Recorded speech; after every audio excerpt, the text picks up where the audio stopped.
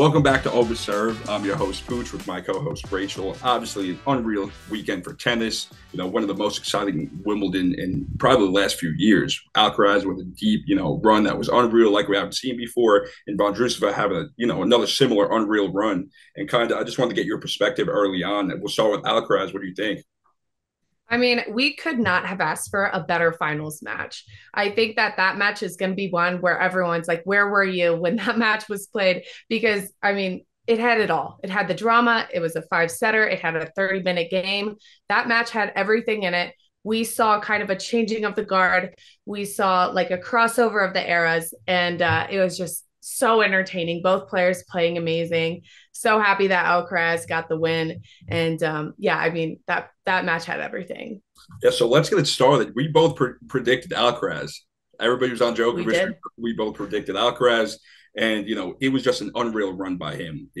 Starting with making a deep run, losing one set to Berrettini, not losing any sets to Rune or Medvedev, and then going five sets, obviously, with Djokovic. And like you said, so much has to go right. It's what everybody hoped for it to go five sets and to go the distance and go back and forth. And truly, every part of that match was exciting. But early on, it looked like Djokovic was about to walk on to another Wimbledon championship. It looked like he was dominating. And then once, I think, at least for me, where the tides turned a little bit is when Djokovic lost that tiebreak. And Djokovic doesn't lose tiebreaks in Grand Slams; just doesn't happen. That's just how magical and unreal he is. So once that happened, it really looked like, and I think probably for Alcaraz too, his confidence, his momentum really got going. No, absolutely. And I think it was one of those matches where you really didn't know who was going to win until that final point, which made it even more exciting. And like you were saying, I think that Alcaraz really, like, for the first time ever, I feel like Djokovic looked human. He's always looked like at this unreal level. Alcaraz was able to make Novak make unforced error that he's really never makes. And he was able to, win that tiebreaker, like you said, which is no, Novak just doesn't lose those. And that was, I think, a pivotal moment. There were a few. There was that. There was the half-hour game. There was that swinging volley that he missed. And I think that it really went to show how tough of a player Alcaraz was. I watched a couple of his post-match interviews, and he really talked about his mindset of when it came to a tough moment in the match. He's like, I'm gonna go for it. That's my goal, is to just go for it in those tough points. And he did. He's like, I can live with it if I lose. And even if I did go for it. And so I think that was pretty great that he stuck with his game plan and was successful. Yeah, no, the fact that he's 20 years old and doing this already, just it's mind blowing. And it kind of shows, how many, different people, celebrities came out to see him. Brad Pitt, Ariana Grande, Nick Jonas. There was tons of Jimmy Butler, Shakira, which we'll get into later. But some of the biggest names are out for obvious reasons. It makes so much sense. I mean, I hope somewhere down the line have a super successful career, whatever I'm doing. I hope one day I could see, two unreal athletes, matching up in the finals. Probably going to be one of the biggest matches in ages, and just pull up and be like, hey, I need a couple of tickets, get me on center court, need a nice spot. But everybody who's out to see him makes sense. Like you said, it was just an unreal match. Had everything, you could ask for, everything, the length of the Yeah. match, how exciting. The best way I could put it is, so I was actually in Fort Lauderdale, and I knew a situation last day of vacation. I was with my girlfriend, and to start the match, she was like, hey, come on, like, can we go to the beach? Can we go to the beach? She was calling Alcatraz. And I'm just like, oh, we can't. Like, we have to watch it. And then by like the middle end, she was the one. I was like, okay, do you want to go yet? She's like, no, we're watching. So it just shows it's something like, especially for people who don't know no tennis, these are the type of matches that really, can get you engulfed so fast. At least, for me, a few years back, similar situation with Kyrgios and Andy Murray, just an unreal match, kind of just gets the juices flow, and you kind of see how competitive, how intense these guys are, and, how unreal matches they are. And it just makes you a diehard fan. Totally. And I think you're exactly right.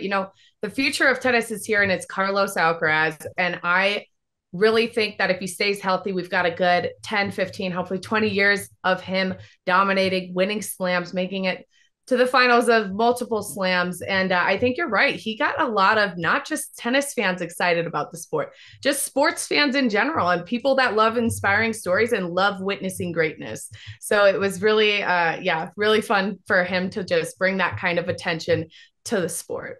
Yeah, no, and I think the rest of the tour, at least on the men's side, has to be worried, because the one thing coming in was, hard courts, clay. Yeah, that's him. We know he's going to be, competitive year in, year out, tournament to tournament. But everybody was like, you know what, grass.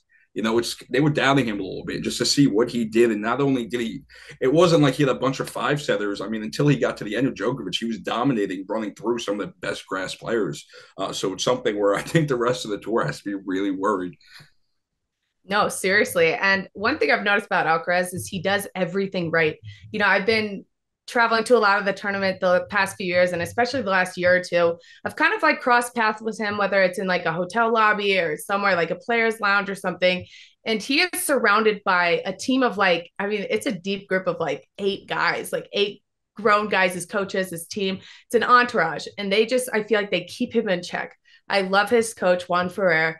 I think that he's just like in the best hands possible, and he's doing everything right. So like I said, as long as he stays healthy, I think that this is just going to be, he's going to be unbelievable.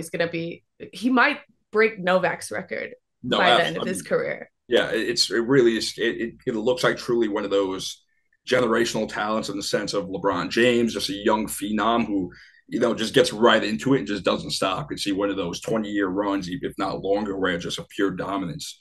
But now getting into the women's side, because another really exciting, part of Wimbledon that we can't forget at all. Vondroušová making it kind of coming out of nowhere, at least at this part of the season. Early on, didn't make a deep run in the French tournament, the French Open, excuse me, didn't make a deep run in any grass tournaments before going into Wimbledon. And then she ran through, or I wouldn't say ran through, but was very competitive against very good players. Came back against Pegula, obviously beat Ons, who was in the finals last year. Just very impressive by her. She's got such an inspiring story for this tournament. I think she was a spectator for it last year. She was dealing with a wrist injury. So she was just there. She wasn't even playing. And for her to come back a year later and win the tournament, I love that. And I also love that I feel like I saw a couple things where she had a chip on her shoulder. I think that big apparel sponsor or one of her biggest sponsors let her go kind of during that injury or somewhere around that timeline. And she said that she was motivated. She's like, I'm going to prove them wrong. I'm going to go out there and do my best. So just, her having that comeback story, her having that, I'm going to prove people wrong type attitude, and then her doing it, that's super fun to witness as well. Definitely. And I think the one thing people don't understand from the outside, if you're everyday spectator, is if you're injured, like you said, the money's not coming in. So you need sponsors, you need a group behind you that, for rehab, finances. If you're not playing, you're not bringing in money, and it's just not good, obviously, and it's stressful. So it's not just like, oh, I can kind of kick back, chill. No, you have to get back, because you have to get into tournaments, have to win. If not, your ranking will start falling. You're going to have to go through qualifiers. So a lot goes into it. And I mean, just like you said, it was, I think this run meant a lot to her. And she looked incredible. She really did. And I think it was obviously unfortunate for Ons that she came, so close once again, and it came into, such a competitive, dominant player in Vondroušová at this point. And it kind of looked, I was actually at Indian Wells when Vondroušová played Ons, and Vondroušová just looked at the time like the better player, and Ons really wasn't in form at that time at Indian Wells. But once again, Vondroušová just looked, it was her day. It just looked that way right from the jump. Yeah. And I mean, Ons is one of my favorite players on tour. She's a leader, she's done everything for her country and everything. And I just think that like what I was most worried about was this becoming a story of like people feeling sorry for Ons for not, winning that Grand Slam that she's had within reach a couple times now. And because I don't want people to feel sorry for her. Because she's so good and she can do it. And I bet she doesn't want people feeling sorry for her either. She's like, I'm going to be back here and I'm going to win one of these someday. And I believe that she is. Her time is coming. I think that, she's had that experience in that the final a couple times now, and it'll be good to, see her in the future really go for it. The other thing that I was thinking about, if we're talking about Vondroušová, is that, she's Czech Republic player.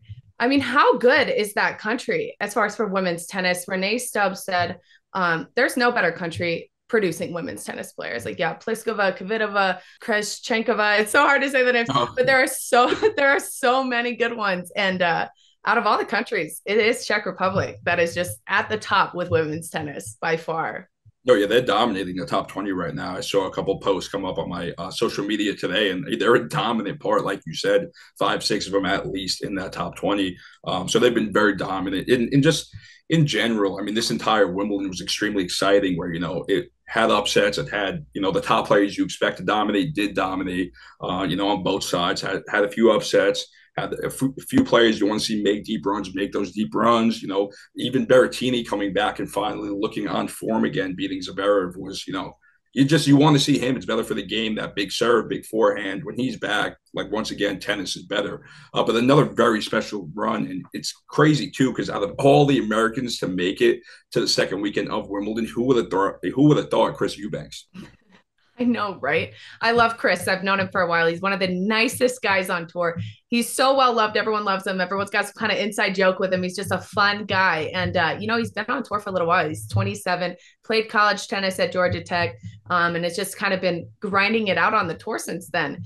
And I know we discussed how he had that big title right before Wimbledon, where he really kind of found his game. He talked about how he found his game on the grass that week in Mallorca. He won the title, went into Wimbledon super confident, and just was breezing through these first, 4 matches, and just looked amazing. One thing that I really like about what he was kind of saying was, I know you've probably seen that he's done a lot of commentary for a tennis channel while he's been playing. And he said that actually really helped his game. He said that, he would kind of think about how he would call the match. If he was calling his own match, he would think about what he would be saying, what he would be kind of analyzing within that match.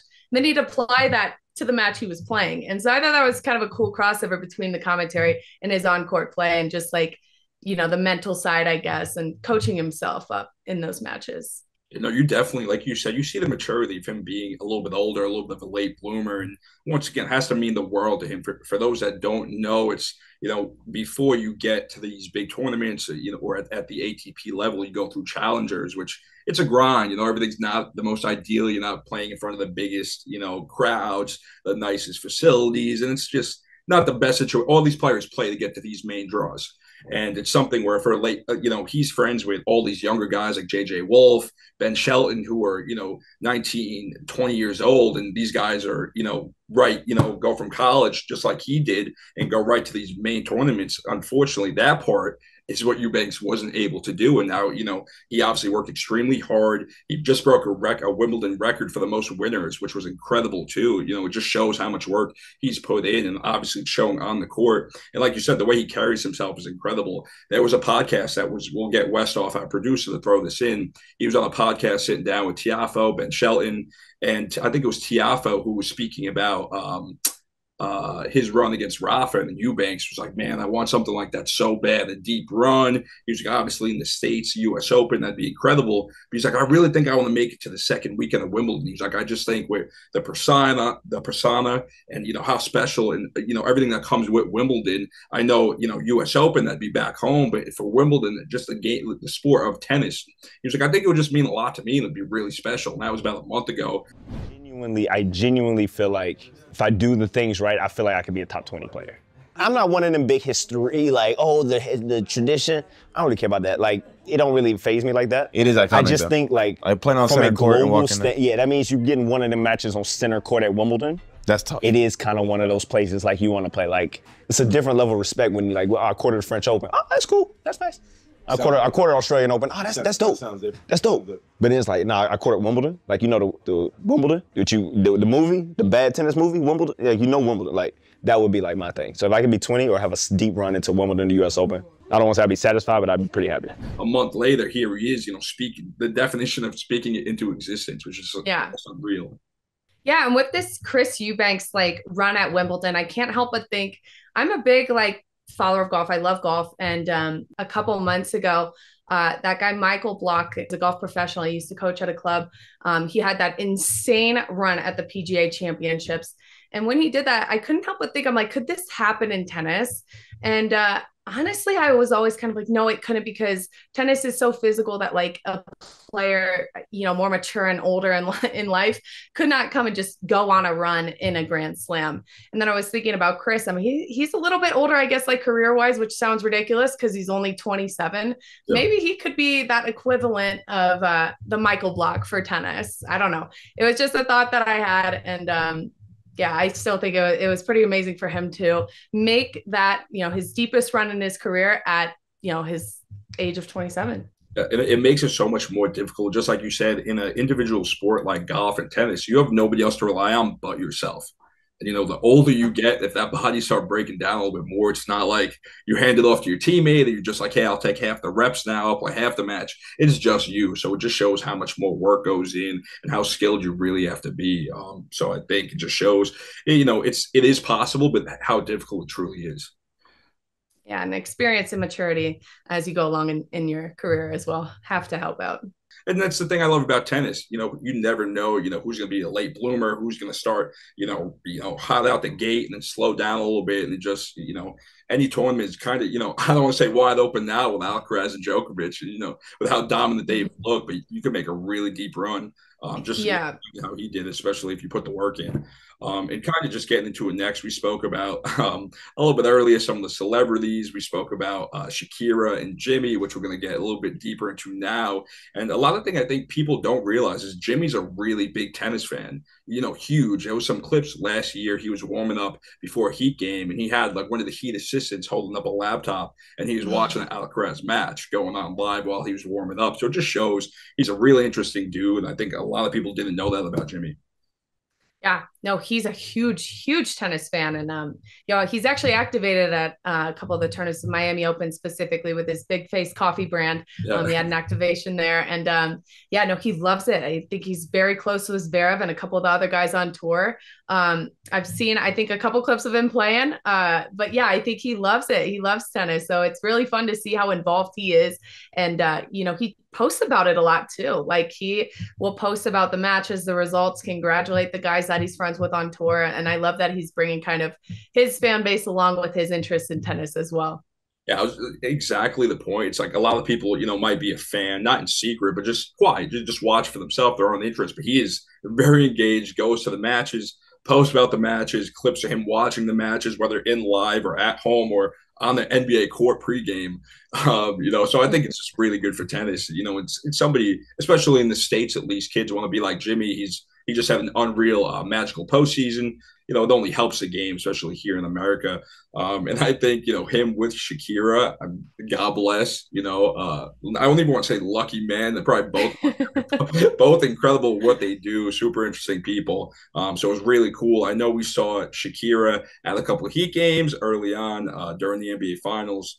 And now, obviously, together at Wimbledon. So I think that's starting to heat up. Yeah, well, I want to say that the sport of tennis might have brought them together. Shakira herself has always been a huge tennis fan. Maybe they met at a match. Maybe they shared that interest with tennis and just fell in love. Who knows? But I like to think that it's because of tennis why the two of them are together now. A little espresso with Jimmy, a little tennis, a little coffee day, probably speaking about Alcaraz. You never know, but definitely a possibility. But now speaking, obviously Wimbledon's done, and there's still a ton of stories going on, a lot going on in tennis on and off the court, especially starting here with one of our American players, Jenson Brooksby. Obviously, big story came out with Brooksby. Tennis just handed down a provisional suspension to Brooks and Jensby, an American player, for missing 3 doping tests. Last time he played was in the Australian Open, where he had a big win against Casper Ruud. Ended up playing Tommy Paul in the next round. Was injured, didn't finish, had to withdraw, and has been out the past few months. But it's something where it's an odd situation, definitely. It's not ideal for him because, like we said, for tennis players, you don't want to miss time. It's where you're making your money. It's kind of where you're losing points in the ranking. So it's not ideal for him, but just an odd situation right now. Yeah, it's an odd and unfortunate situation. One thing that I kind of learned while following this story, I saw specifically John Millman tweeting about it. He said, these players, they have to report an hour of their day where they are, their location for an hour of their day every single day of the year. And it's in like 3-month gaps. So can you imagine being a tennis player who already has this like insane travel schedule? There are tournaments across, the world every week. Your schedule could change, your location could change, just staying on top of that and like resubmitting or whatever they had to do. I just can't even imagine doing that myself. And I'm not even a professional. And so like for him, I think that it was just really unfortunate. I think maybe he, thought he was going to be somewhere else and logged that. And then he wasn't there for something. He's injured, like we talked about. So I think that it's just crazy. Like the tour is liquid, plans change, travel schedules change. And maybe he just, didn't stay on top of that. And, got pretty unlucky with these 3 strikes. Yeah, no, it's tough. Like you said, rehabbing too, it adds another element to it because I'm sure he's all over seeing doctors, rehabbing in different places, in and out. And, I think, like you said, you have to do it so far in advance where even I think I saw a part of it, like he was in that area, but I think he was in his room instead of the hotel lobby, something around the sort. So it sounds kind of just like a few mishaps here or there. And it's, things happen, with anything way faster, easier than you realize, 1 or 2 missed tests. Next thing you know, you're only 1 away from being suspended for a decent period of time. And I know he's appealing it and he's adamant about that. He's done nothing wrong. Yeah. So it's a strange situation. And I really think the whole injury thing adds another element because you just don't know, especially I'm sure he's going to doctors. You could be putting some things in your body. And the next thing you know, you go, maybe trust the wrong doctor. You're not being totally on top of it, whoever's supposed to be on top of that for him and his team. And the next thing you know, it's obviously you don't want to take those tests or even risk the chance if there could be a tiny possibility. So just strange. I'm sure we'll get the real, part of it over the next couple of weeks. Because obviously I'm sure he's adamant he wants to get back out there, has missed a lot of time. So it's just obviously not ideal for him. And he seems, like he's done nothing wrong, says that. So it's a weird situation. I agree. And I mean, I can't imagine of all players, like you said, he didn't do anything wrong. I mean, I can't imagine Jensen doing that either. So yeah, it's just unfortunate. Yeah, it's the last thing he wants to worry about right now. I'm sure he just get on the tennis court and play so bad. And, now dealing with this, a little bit more of a headache. Hopefully he gets past it soon. And hopefully we see him back on the tennis court coming up here soon.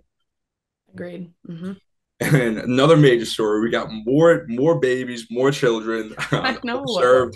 We make sure to always fill you in with these top tennis players having kids.